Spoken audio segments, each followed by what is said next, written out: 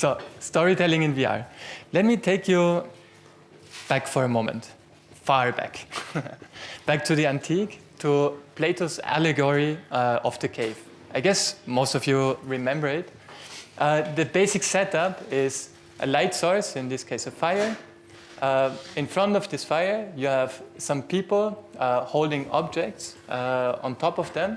These objects throw a shadow on the wall, on this cave. In this case, it's a cave.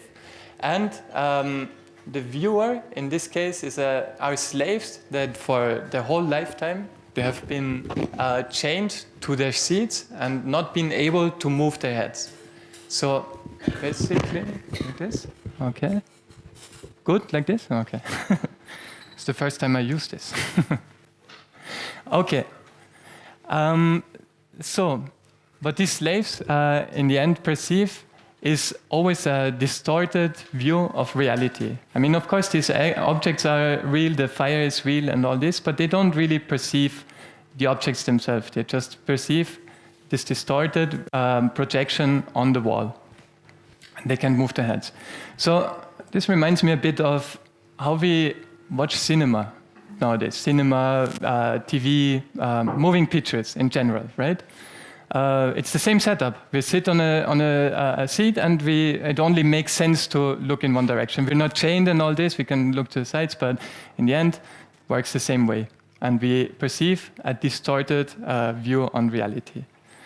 So, through VR, the big difference of VR in this case is that we can perceive an alternative reality, some different place, the same way that we perceive reality as it is, right? So it's not anymore through a frame, small thing. We perceive it like as I'm standing here. If I had headsets on and I see you here, I would do it would look the same way in VR, right?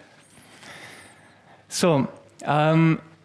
For me as a filmmaker, it's interesting to see what are the different techniques to achieve an experience like that. Okay, and there's a bit of a confusion right now. What is 360 video? What is 3D video? What is VR gaming? So I'm trying to just outline this really quick by explaining you how I see it, and I think most of the people agree in the VR production world. So we have the most basic thing that is 360 video. It's basically a rig of cameras, a setup of cameras, filming towards all directions. And later with software, the images from these cameras are stitched together. That's the term that they use, stitched together, and you get a complete sphere. A spherical image that you can take from where you recorded it. You have it on your hard drive, you take it on your computer, play it, and you can expand it again and view it at home or wherever you are, right? So this is the most basic way that you can record virtual reality. The next step would be stereoscopic 3D or 360 3D, as they call it as well. It's basically the same thing. So how does it work? In the most simple form, it's camera pairs that take images around themselves, and again, you stitch it together. But in the end, you have not one sphere, but you have two separate spheres that create this stereoscopic image. So it's basically what you see in 3D cinema right now when you have the shutter glasses on. It's pretty much the same thing. You look at the screen and you have a separate image for each eye, which gives you a better feeling of depth. Okay, a better feeling of how far objects are away. The next step would be VR video. Or 360 VR. So it's still the concept of having a spherical recording, especially in this case, this is a concept still of, what was the name? Who knows this thing? Lytro, thank you. Oh, shit. Of the Lytro camera. So the idea basically is that you can record an image, you have a stereoscopic representation, and additionally, you can move around. So you can change perspectives, you can look behind objects, all this freedom of motion that we're used from gaming in the end. Okay, so you can, in the end, you can move around in a scene. So an additional degree of immersion.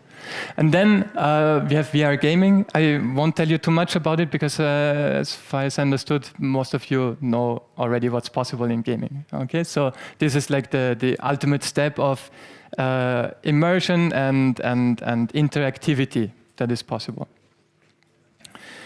So let me show you a little bit the new development that is happening in film right now, in the film industry. One of the very interesting projects that I saw is a thing that's called Presence from a company called Nozon. And they are doing already, they're making possible what I was calling VR video right now. So you have a real environment captured and you can move around in it freely. So it looks so realistic because this is actually something that exists. Okay, it was captured with, in this case, I guess, photogrammetry, a 3D object placed inside, and it's not a game engine per se anymore. It works with parallaxing of image. It's quite complicated, and they don't really give too much information about how they work. The important thing is it's a real environment, a real environment that was captured with cameras, and you can now move in it. The next example is not this yet. 8i. So there was quite a promotion about it, and maybe you have seen it already. So this is real-time 3D scanning and capturing and texturing of characters. So this is now not capturing an environment, but having different characters with all the 3D information that you can now place in 3D environments and create a scenery. Or you can shoot someone in a studio and place them somewhere else. The same concept as we know it already from green screen and all this, but now for virtual reality. Okay, so this goes on for a bit longer. For the people who are interested in it, I'm happy to pass you on the links. Yeah. So then Star Wars. I'm sure everybody has seen it already, right? Everybody is kind of a fan. Let's see, after the last movie, maybe not so much anymore, or maybe even more. The people are a bit divided, no? I, for myself, must say I enjoyed it very, very much. And one thing that was for me very stunning was how they could achieve the same look that they had in episode 4 to 6. So it was really like going back to my youth, really, and seeing the same look, even the same characters. But okay, that's a different thing. But the same look, okay. And I thought, wow, that's so nice, because when you look into how they did it, they created these huge matte paintings where they really went with a brush and painted on top, and I thought, nice, they really did all that again. So I was very shocked in a way when I saw this, and I'll just leave it a bit. And I mean, why was I shocked? I thought, okay, they did all this handcraft and built these sets again, and so many people like just touching things. But no, they created everything in 3D. And although they took very, very many references, and they went around and really took care to take like the model of the Millennium Falcon, the original one from episode 4, and they scanned it in all the details. But in the end, what they did, they made a 3D object out of it and put it in the computer, and in the end, the image that we see is out of the computer.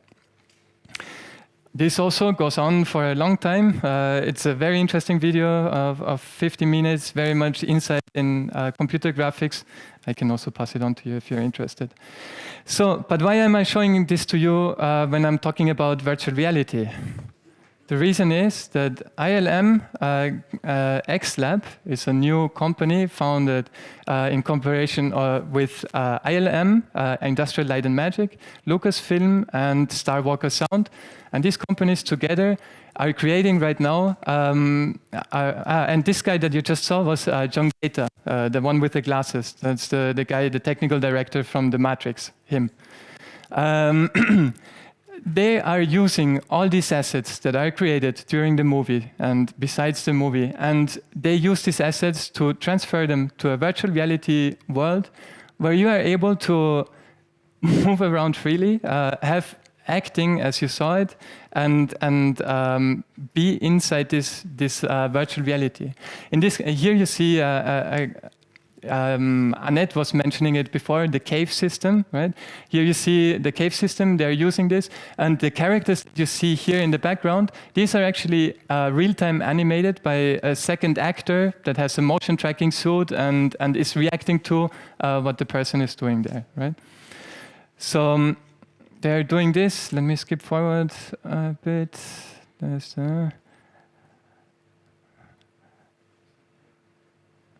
okay, I'm skipping exactly to the wrong places all the time. In the end, I guess you get the concept. You get the concept. They're doing virtual reality, right? They're bringing Star Wars into virtual reality, and we will be able to see it very soon. I don't know when, but it's going to happen soon. So this is all amazing. Yeah, this is a lot of technological things going on, and with what Annette was telling us and Timon. To be honest, I'm a bit overwhelmed with all the things that are to do. You were asking before, so okay, where can I make my part? Where can I do something myself? So let's go back a bit. Let's go to the beginning of any project, which is. What exactly do I want to do? Not what is the technique that I want to use, what do I want to do? And for that we have to understand what is virtual reality, what is the essence of any virtual reality experience, no matter how simple it is, or if it's just a 360 video as we mentioned before, or is it like virtual reality gaming with all the motion tracking suit and all this. So for me, virtual reality is we're taking a world, we're placing ourselves into a different world, and we are present there. That's the most important part of this experience. We're really there. It's not we're looking through something, through a frame, or looking at a picture of something. No, we are there. And we're able to change the viewing direction. We can decide what we see. Also in the most simple virtual reality experiences, that's the case. So what does it mean for a filmmaker? We don't have a frame anymore. Framing is a very important tool that we have as a filmmaker, as a cameraman. We have like our borders, and inside there we're placing everything. We're creating the scene. So we don't have this anymore. We have more like, as you see here, this is a panorama from a 360 video, right? And the brightest spot is where someone is looking. So we more have this vague kind of circle where someone can look, and this is more or less what you can see, but it can shift around, and it's not so defined anymore. We have only one field of view, which is the field of view of our eyes. It's more or less like 180 degrees, something like more or less, right? In film, for cameramen, we are used to have wide-angle optics, we have teleoptics, all this, and we tell different things with that. We have here on the right side, left side, you see different, there's the same scenery, but shot with different lenses, and it's a different picture every time. So we don't have this anymore. And what does this mean? Like very important tools like a close-up. A close-up is used in movies to go to a character's face and show the feelings that are going on in this person, in this character, and what we find a way to relate with this person. No? How does a close-up look in VR? It's more like this. It's like, oh shit. Too close, okay, too close. I do want to understand what you're feeling. I want to see it, but it's stay away, okay. And let's just do this like this, and then oh shit, okay, okay. So it's very important to understand this. We don't have a lot of tools anymore that we use as filmmakers. There's also a concept of the fourth wall that is from theater and filmmaking. You use it as well. It's when you have a set and something is going on there, some drama, and it's really hard scenes maybe to take. As a spectator, you're always here, and this imaginary fourth wall is separating you from what is going on there. So although it might be very dramatic what is going on there, and you can feel what's going on, you're still separated. In virtual reality, you're in the middle. You're there. You're not anymore somewhere else on the seat, comfortable and everything. No, you're in the middle of the scenery. And something that you also have to always keep in mind is you can't look at everything at the same time. We saw that before with this panoramic image. So let's take this the example of the Last Supper again. So we have many different things going on in this image, and while we maybe like this we can look at the image at a whole, no? But when we really want to look at the image, we have to go by parts. We can't understand the scenery by looking at everything at the same time. We have to look at Jesus, maybe. Then we look at these guys. In the meantime, they seem very surprised. Then there's a discussion going on, and while we're there, Judas was already selling Jesus to the Romans. So, it's a bit. There's a lot of stories going on, and everything is important, but we can't see everything at the same time. In an image like this, it's no problem because nothing is moving. Virtual reality is different. We have to have something going on, but at the same time, we don't want to miss anything. So, something to keep in mind. So for all these reasons, and especially the last one, it is important to understand that virtual reality, even in the simplest form, is an interactive experience. Any virtual reality experience forces you to either look one way or another way, and you can't see everything at the same time. We have to keep that in mind. So what have we learned from all this? Let's see. I don't remember. Yeah, there. So one of the things that we definitely saw when we viewed virtual reality experiences and when we did our own experiences is when a person puts on a headset and dives into this different reality, they're making a teletransportation in a way. Okay, it sounds a bit cheesy maybe to say it because they're still sitting there. I can see them, but for them, they were transported somewhere else. And it can be anywhere. It could be a starship on the end of the galaxy, right? So this reminded me a bit of a Native American wisdom that I was hearing about.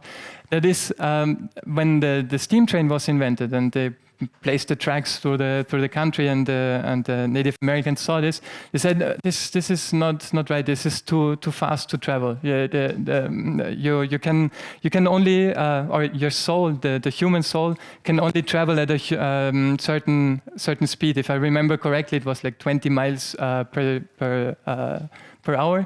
Which is as fast as a horse can go.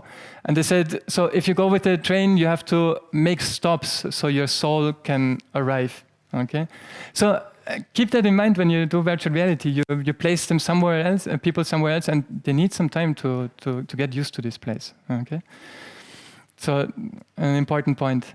Then you have to keep a balance between guidance and let the viewer explore. So, of course, you want to tell a story, and the viewer needs to see certain things, but you don't have to push him too much either, because otherwise it's not virtual reality anymore. Then it's like this thing. Spatial detail. It's a thing that is not a new topic for cinematographic compositions. You also have to you always have to take care that you have enough, or in games as well. You have to take care that you have enough details in the main place where a scenery is taking place, where the action is taking place. But don't forget about the surrounding. If you have everything placed in like a bunch of objects in one scene and the rest is empty, it looks empty. In virtual reality, it's even worse. You have a lot more space to fill. So don't forget about all this space that you're not looking at all the time. One thing that we've learned is as well that fiction is very, very difficult Documentaries work quite well. We saw some really nice examples from the Wars, the New York Times, and this is really something you take a real environment, something that exists, you place the viewer there, and it's believable because it's real. With fiction, it's different. With fiction, we want to tell something, we want to create something that is not real, and to make this still feel real or acceptable, it's even harder in virtual reality. We had to learn the hardware. A lot of people keep learning it the hard way. Let's see what the answers are. We don't really know yet. And one last thing that is very important about virtual reality, this medium works because of you feeling that you're somewhere else. This feeling of presence. It's a very important word for virtual reality. And once you lose this feeling because of often it's technical problems, like frame rate doesn't work, or you have a bad stitching, like two images don't fit together, and like maybe something like glitches in the matrix, you could call it like this. If you have this, you're out of the experience. It's gone. The magic is gone. So be careful with that. Understand the techniques that you use and respect them. For the end of my talk, let me go back to the allegory of the cave. And so the story actually continues. I guess you remember. Maybe if not, let me outline. It's the slave that we saw in the beginning that was chained. One of them is actually freed, and he can go outside. He can go see the fire. He sees all the objects, and he goes further. He can even leave the cave, and he sees the world that is out there. Putting together what I was telling you before, this outside world, in my understanding, or I want to make this metaphor, is that virtual reality is this world outside the cave. And when the slave comes back in the old allegory, he's trying to show what he saw. He's trying to explain what he saw outside to the other slaves, and he's not being received so well because what he's showing, it's not working for them. They're afraid of it. They don't understand it.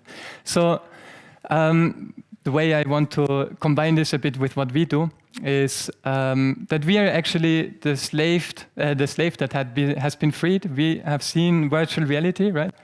We create this world that is around. We don't just see it, we create this world that is around. And we should actually be very careful with what we bring back and show the others and prepare for them to make this a nice experience for everybody.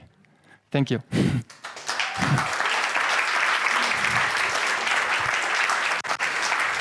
Mm-hmm.